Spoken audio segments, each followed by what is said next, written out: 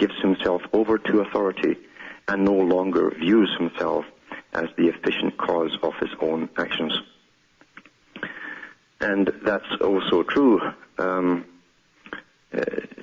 You'd be surprised how many people listening now would go along with pretty well any order if someone with all the apparel of authority, especially the military type with all the spaghetti on their caps that they wear and their epaulets and all the rest of it, the regalia that you're taught to look up to, commanded you to do something that was really obscene. You'd be surprised how many people you know would instantly follow orders too. Maybe even shoot you if they were told to.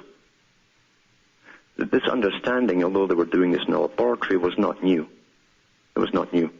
This is a low-level experiment, a re-experiment, obviously, because they were doing this type of thing much, much longer ago. The talk I gave, actually, was about the people who are used. It was like the later Milgram experiments on why folks slaughter, who they're told to slaughter. And of course, in the minor version, the Milgram experiments, of course, the folk with students and other people from the streets, basically, too, they paid to help volunteer, or they actually paid them to go along with it. And they were sitting behind these machines that were told were connected in another room to a person and had to ask them certain questions. And the people in the other room could never win this little questionnaire thing, and so you end up getting shocked. And it would get to a stage, and the person doing the shocking would hear them screaming and say, "Oh," and turn to the guy in the white coat, the authority figure, you see. And they say, "Oh no, give him more, up to the next, another 20 votes, another 100 votes," and they turn it up. Bzzz. The person would scream all of them, "I think we're killing him." And the person, you do what you're told. And they found that the people will literally do whatever they're told by a figure in authority if the person in authority is going to take the responsibility for the outcome. And so I gave the talk years ago about how it was done, using different firing squads and slaughtering squads. The Soviets had done it, the Bolsheviks did it too, and the Germans. I remember reading in the German army doing it, because they did studies on it. Some of them, these firing squads, because we were using them for killing folk every day in firing squads, literally had nervous breakdowns, and they had it all worked out how long an average person could last, just standing shooting unarmed people, you see. Men, women and children, and they eventually would crack up, and you'd see them shaking and going to the standard shock systems of breakdowns, post-traumatic stress syndrome and so on. So I was talking about that too, but one of the clips they show you was it was important too, because they showed you people running in this wasteland, near demolished buildings, and you would see them running towards a dugout trench, maybe, 30 feet long, and they'd jump into it because they were ordered to jump into it. And then the guys at the sides just were told to shoot them, and they shot them. They would stand up at top and shoot down into them like fish in a barrel. And then they would be carried off and buried somewhere else in some other one, or else buried in that pit, you see. Then they'd see the next pit, and then there's people standing watching it, waiting their turn, and then they were told to run into the sea. Now, you got to understand what Dzerzhinsky said, I mentioned earlier. What did the folk rebel after you do? Beat them, starve them, and kick them? And no, they don't. They turn around and eat their dead. But that's the behavior of humans in shock when their world is coming to an end. You can't even see their world anymore. Each person is a component on the little group there, but you're still an individual, and it's your turn. And you can't believe it. You're still thinking. You've still got that little bit of hope in you. That surely they can't be intent on killing us all. And you see the faces of the people, they're maybe young guys, and say, surely not, they're much like us, surely not. And then when they're ordered to, again, obedience to authority, they run, even though they've watched the previous group jump into the trench and get shot down. And they do the same thing again. And again, and again. because they're in complete suspension of their faculties. And what they're perceiving puts them into shock, because they've been trained, they live in a decent society and people are generally good, yada, yada, yada. And yet they've seen horror and now it's their turn for it. This cannot be happening to me. To the bitter last second. So you can't help these people. And you never could help these people. And you would kill yourself trying to convert them like some kind of evangelical preacher with facts and information. They don't want to believe it. They don't want to know. They don't want to investigate for themselves either, no matter what depth of paper you leave lying on their desks with all the data on what's happening in the world. They really don't want to know, and they're afraid to know. They really are afraid. See, there's a thing about knowing about how things work. Knowing changes you completely forever. You know that. Even those who don't want to know, the one thing they do know is if they understand what's happening, it will make them change. It will make them change. It will make them have to decide about things for the first time in their lives. They've never made decisions for themselves before. They've been happy in a little managed socialist bubble where news media tells them what to think and what to do. So they like that little safe bubble, even though all the signs around them should tell them it's getting very unsafe out there. And nasty things are planned for them. But no, most will go along with it. You'll see these old documentaries of people being slaughtered in previous wars, rounded up in big batches, and whether it's Soviet or German, make no difference, because all countries do it, by the way, in wartime. You'll see them lined up in a big batch, and maybe 4 guys with rifles standing there. And these were single-shot rifles. You had to cock at the bolts and to push it back to reload it again. So there's maybe 100 folks standing to the side there who've just seen 5 of their own being told to run into a trench, and then these 4 guys with the rifles, or 5 guys, shoot them, and they fall down. And then an officer tells the next 5 to hurry up and run into that trench. Now, to be honest with you, I think I'd get a clue what was going to happen to me if I ran and obeyed them and went into that trench. But you see, people live in utter denial right to the bitter end. They go into a stage of, this is a civilization, this cannot happen to me, therefore it is not happening to me, and something will happen at the last split second. Everyone from that batch of people, at 5 at a time that go in there, are thinking the same thing. None of them run away. None of them storm the 4 or 5 guys with their rifles. I've seen quite a few documentaries like this. And it's because obedience to authority is drummed into them. Obedience to authority, especially uniforms. Therefore they obey. They're afraid not to obey. It's no different from the parking ticket to getting shot in the head. They're afraid not to obey. And that's what happens. They get killed, you see. And there's a good book out there. It's actually called Obedience to Authority, where scientists go into all the different techniques and mechanisms that make us obey and how we're trained to obey authority. Now, it's all very well when authority is there, as it was many, many years ago, with very little authority behind it, by the way, to keep the basic peace. All of that's changed in the New World Order. And it is a New World Order, since all the bigwigs have told us that. It's a New World Order where science has risen to the top, all the socialist ideas of science, the Fabian techniques, including population control. It's all the rage now, and shortly it'll be on everyone's lips out there, even the ones who are into denial, You'll start prattling about it too, and they'll prattle exactly what they say verbatim on the media and from in the papers. They'll have no opinions from their own. That will become their opinion, whatever their favorite news speaker is saying. Now, it's interesting even going back into old books. I mean, even the New Testament, where a strange thing is said by this guy Jesus. He says to this young fella, go back. If you're going back, let the dead bury their dead. Because the young guy said he wanted to go back and bury his family, bury his father or something. He says, let the dead bury their dead. The saying has been the same long before that was written.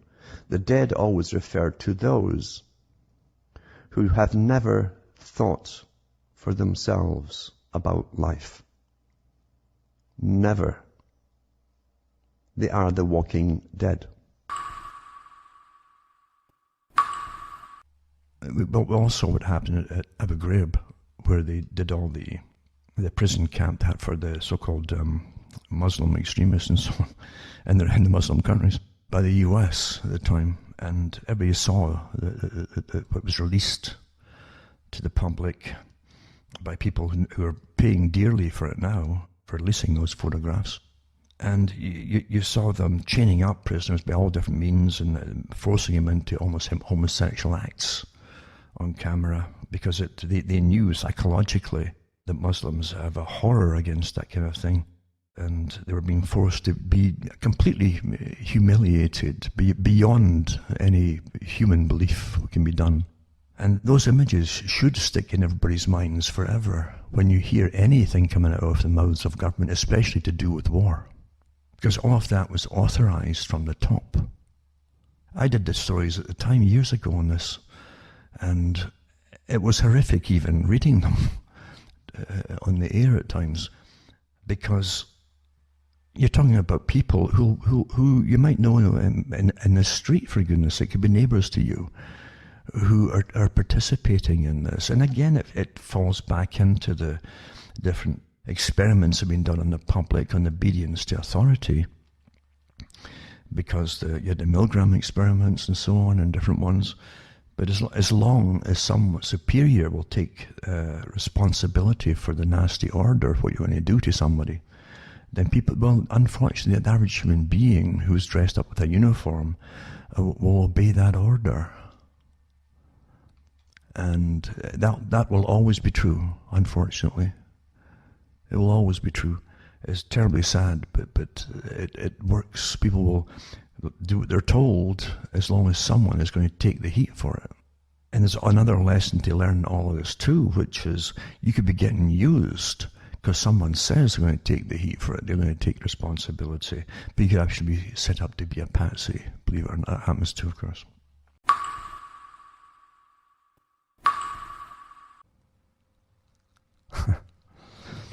So here you go. Murray Strong talked about it, a post-industrial, and then eventually a post-consumerist society. And then big articles out by the same people who pushed all the global warming ideas. Then they changed it to global cooling, then back to global warming again.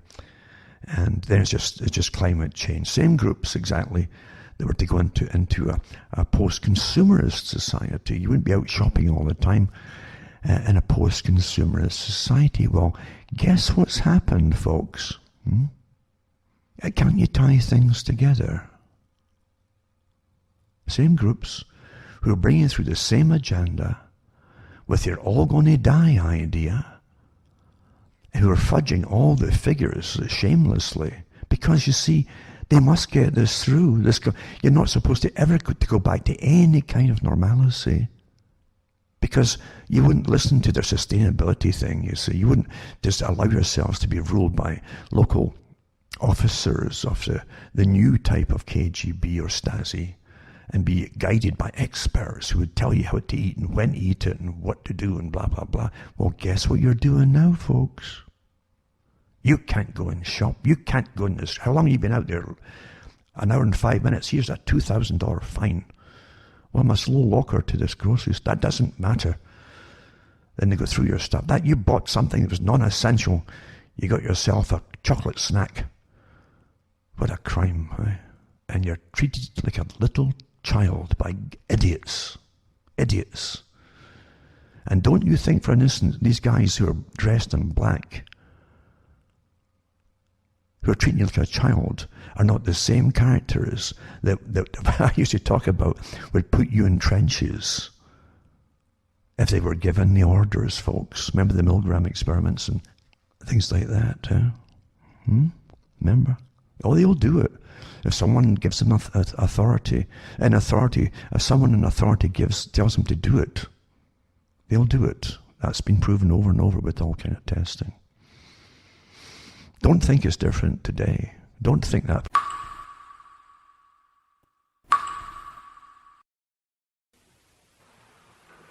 The Christian proverb is that man's extremity is God's opportunity.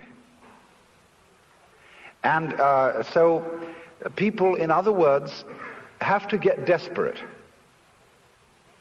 Imagine the idea that the moment you were born, you were kicked off the edge of a precipice, and you're falling.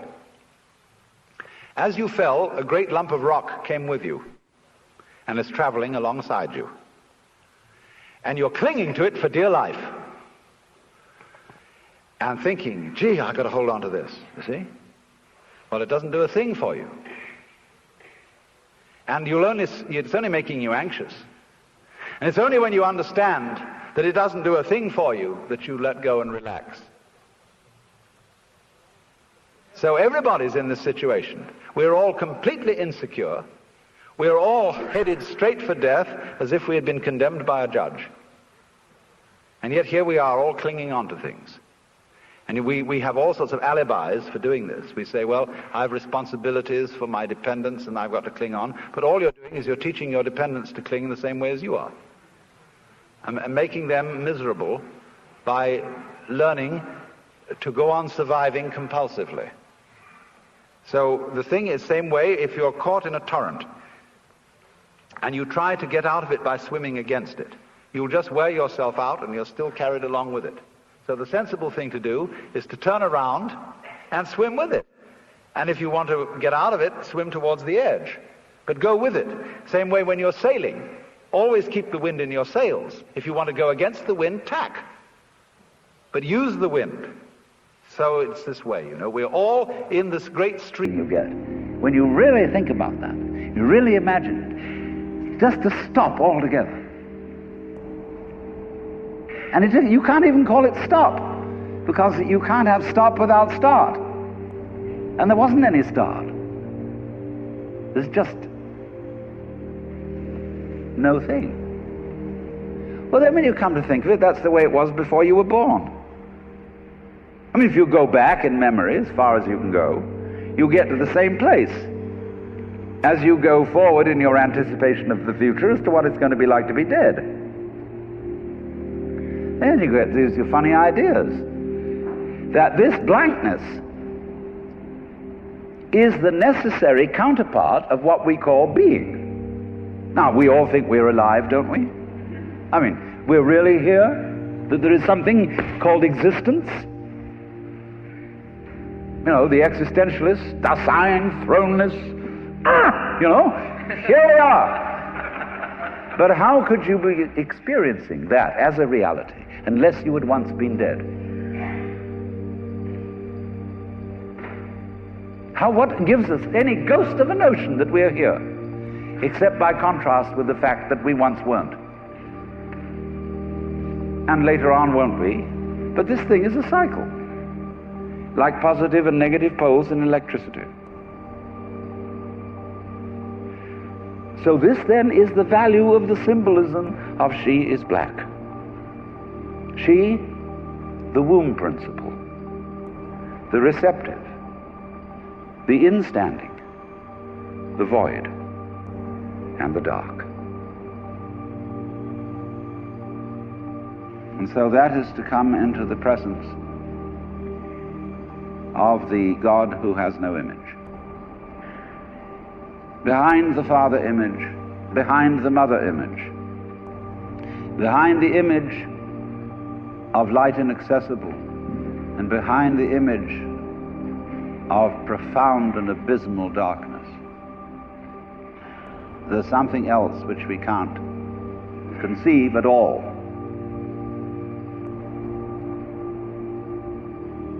Dionysius the Areopagite called it the luminous darkness. Nagarjuna called it shunyata, the void. Shankara called it Brahman, that which can only, of which nothing at all can be said. Neti neti, beyond all conception whatsoever. And you see, that is not atheism in the formal sense of the word. This is a profoundly religious attitude, because what it corresponds to practically is an attitude to life of total trust, of letting go. When we form images of God, they are all really exhibitions of our lack of faith, something to hold on to, something to grasp. How firm a foundation, what lies underneath us, the rock of ages, or whatever, ein feste Burg. But when we don't grasp, we have the attitude of faith. If you let go of all the idols, you will of course discover that what this unknown is, which is the foundation of the universe, is precisely you. It's not the you think you are. No, it's not your opinion of yourself. It's not your idea or image of yourself. It's not the chronic sense of muscular strain, which we usually call I. You can't grasp it. Of course not. Why would you need to? Supposing you could, what would you do with it? And who would do what with it? You can never get at it. So there's that profound central mystery. And the attitude of faith is to stop chasing it. Stop grabbing it. Because if that happens, the most amazing things follow. But all these ideas of the spiritual, the godly, as this attitude of must, and we have been laid down the laws which we are bound to follow, all this jazz, is not the only way of being religious and of relating to the ineffable mystery that underlies ourselves and the world.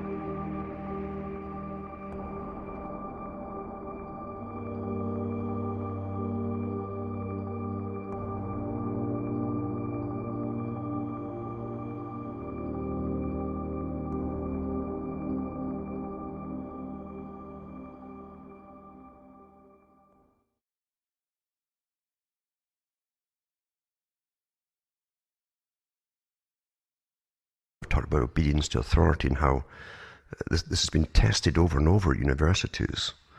I've mentioned many times about the Stanley Milgram experiments on obedience, done in the 1960s, I think it was, at Yale University.